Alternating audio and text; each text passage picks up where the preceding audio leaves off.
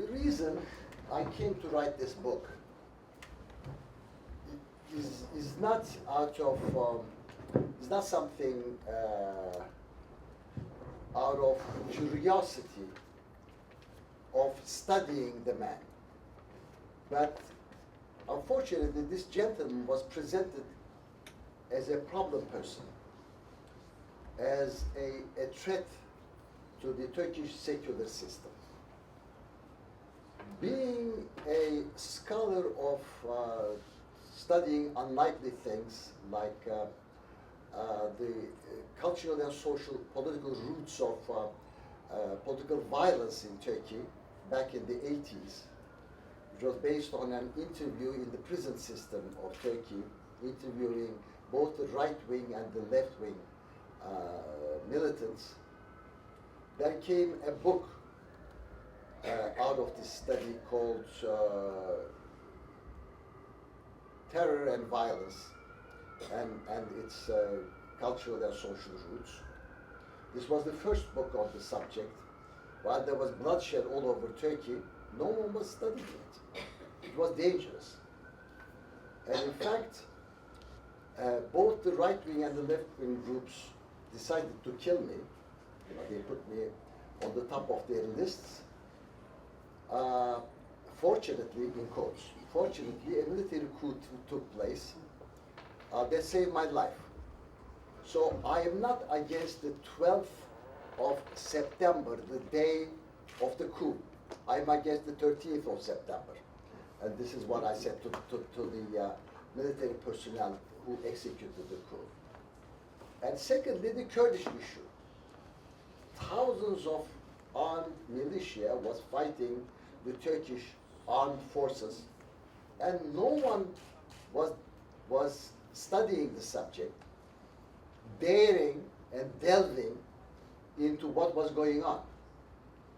So I went to the problem areas and conducted the first field survey on the attitude of the Kurds, trying to figure out how they viewed themselves, how they have seen their relationship with the state and the society at large.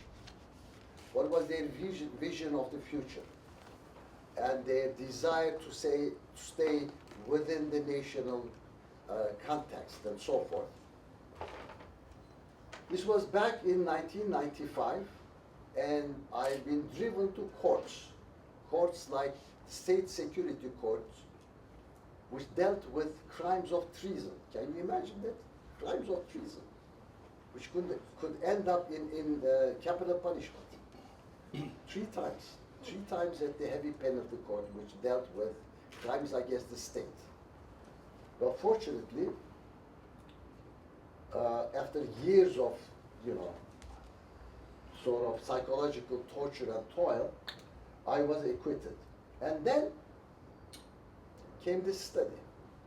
Because for the establishment, a civic leader like this was considered to be a threat to a system that was designed and run by the state itself. You see, in the preamble of the Constitution, Turkish Constitution, it says, the unity of the state with its nation and country. What really is meant here is that both the nation and the country belongs to the state. So we are all creatures of the state. And a civic societal movement,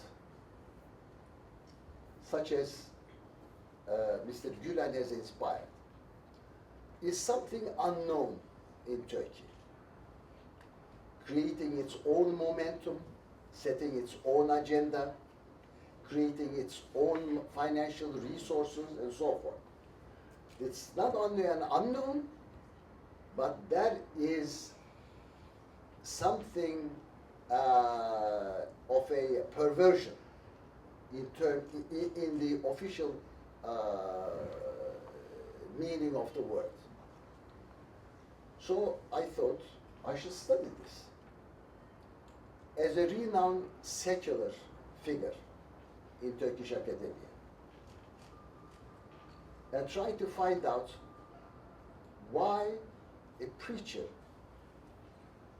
from a distant town of Turkey, a villager, with a formal education of elementary school only, came to inspire millions of people and have spawned a movement that is now of international caliber.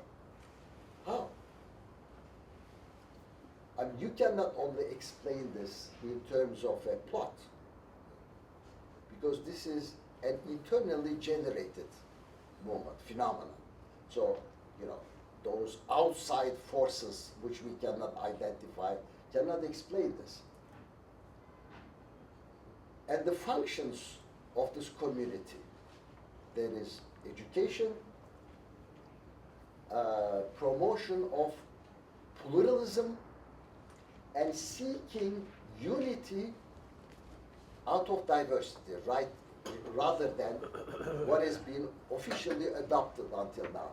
There's unity born out of uniformity. There's a rejection of unity born out of uniformity, which is enforced, which is not organic, which is mechanical, and a top-down policy. So that's how I started studying the person and the movement that he has inspired. When I say the movement he has inspired, what I mean is that it's not his genius that has built all those schools. And all those schools acting like a yeast in different places of the world where there are service communities and business communities encircling them, you know. Making a wholesome system of interaction, interdependence, disseminating the culture of coexistence. This is very, very important. Disseminating the culture of coexistence.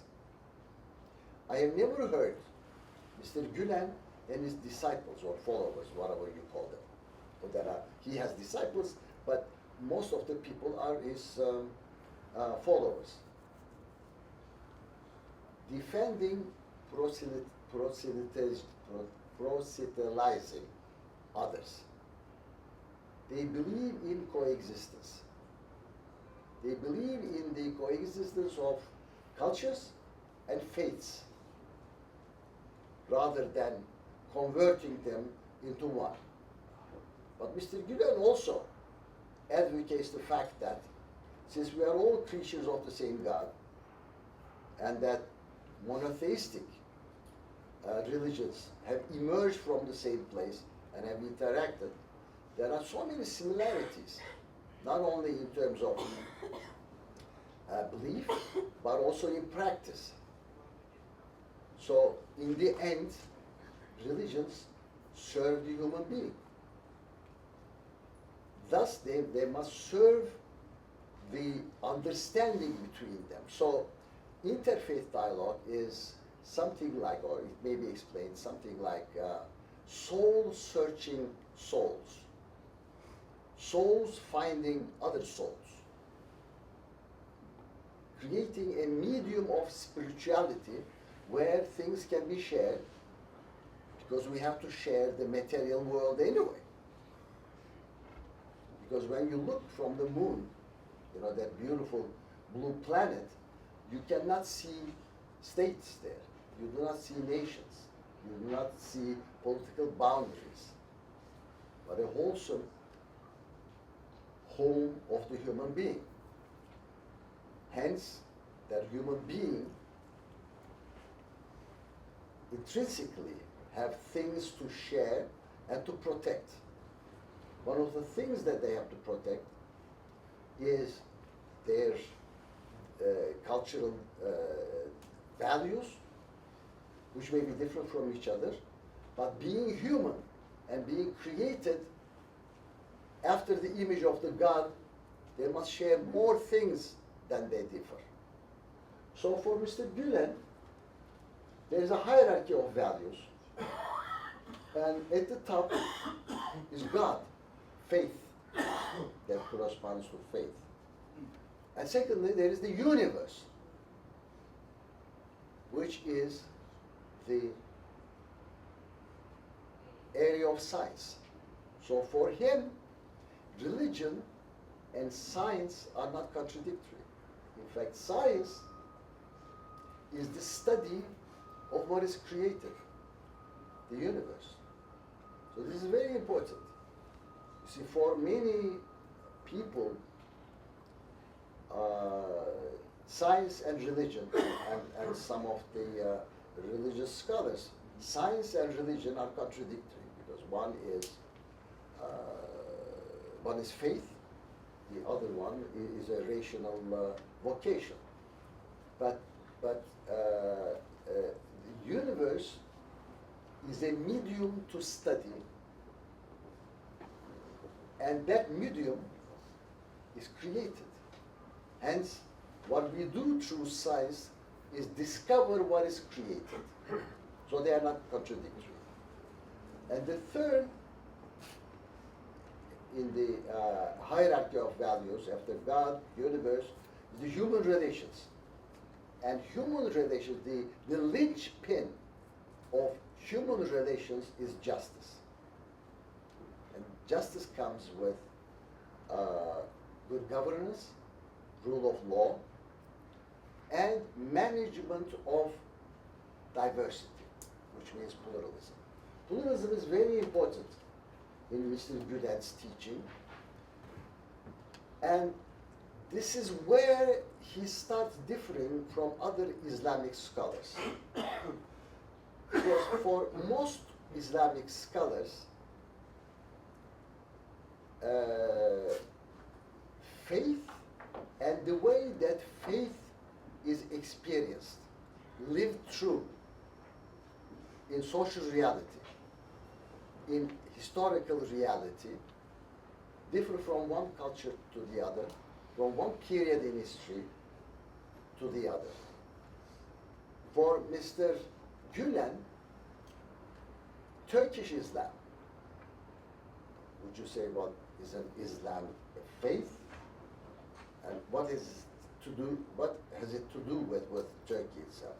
In fact, he calls it the Anatolian culture.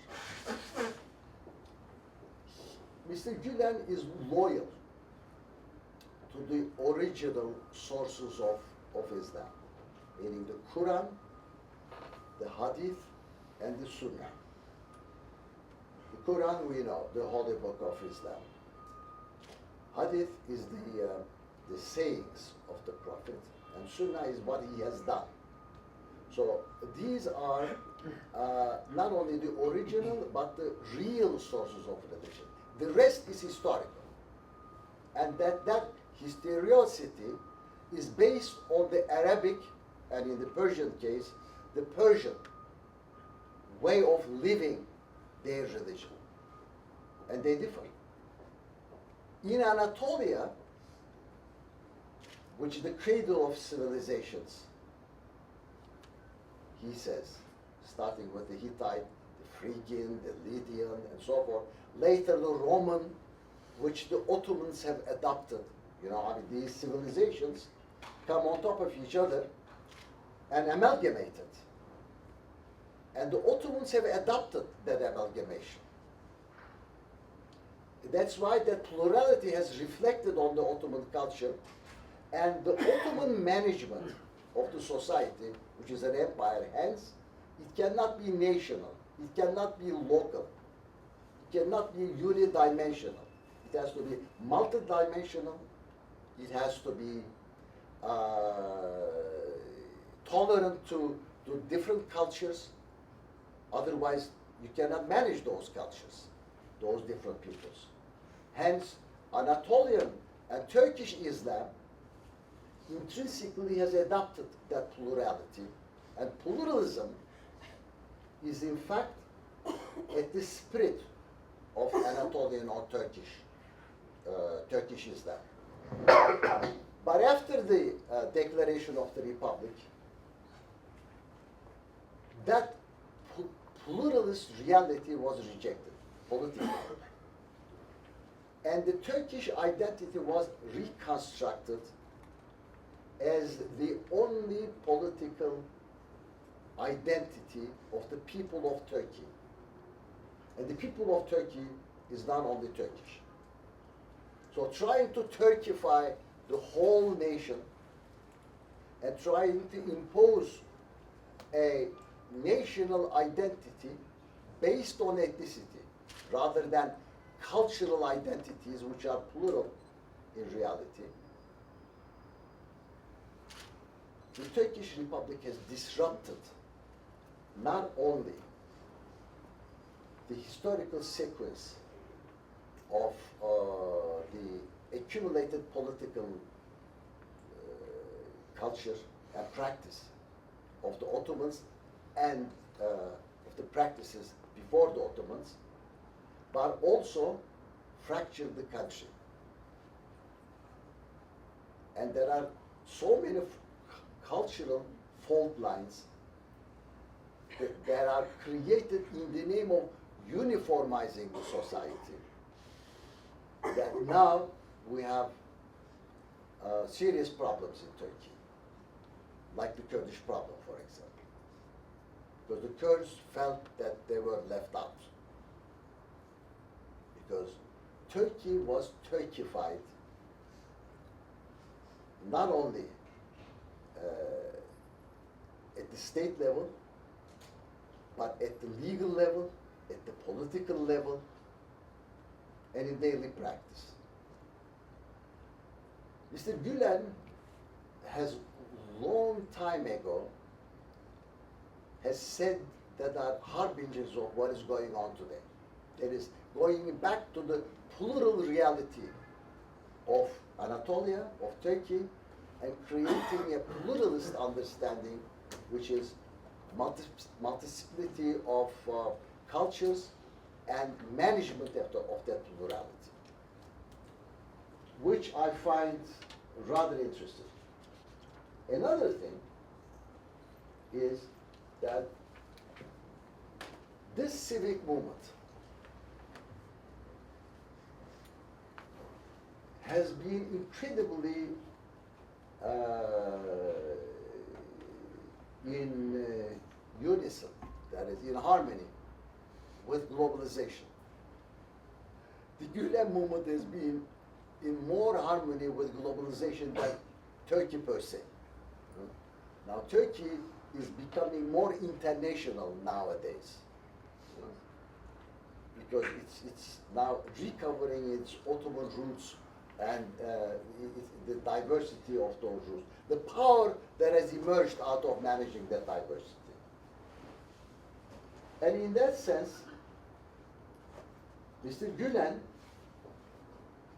is an Islamic scholar, but he's not an Islamist,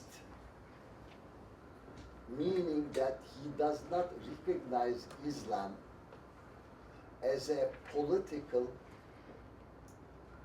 ideology. Islam is a religion, is a faith. But Islamism, like all isms, is an ideology that wants to shape the world along Islamic ways, creating a hierarchy of religions and labeling its own religion as the best.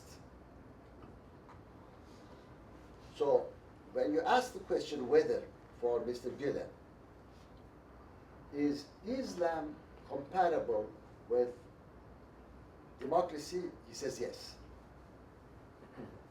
Is Islamism or political religion, political Islam, compatible with democracy? He says no.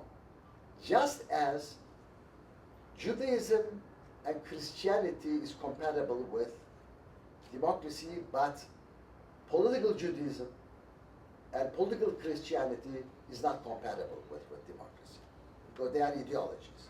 And ideologies differentiate other people and creates a hierarchy between that group and the others.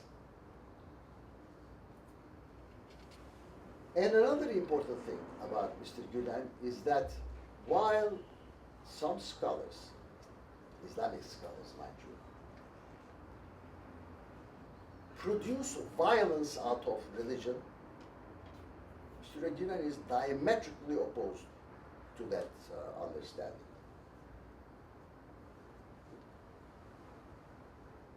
He says, and he practices this. He says Islam is a religion of compassion just like any other religion. Hence, any activity that produces, fabricates violence out of it for this reason or that is a protest movement that uses religion. Here religion is materialized.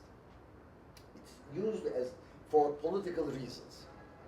In fact, religion is sacrificed for political conflict or political competition. And that ought to be avoided.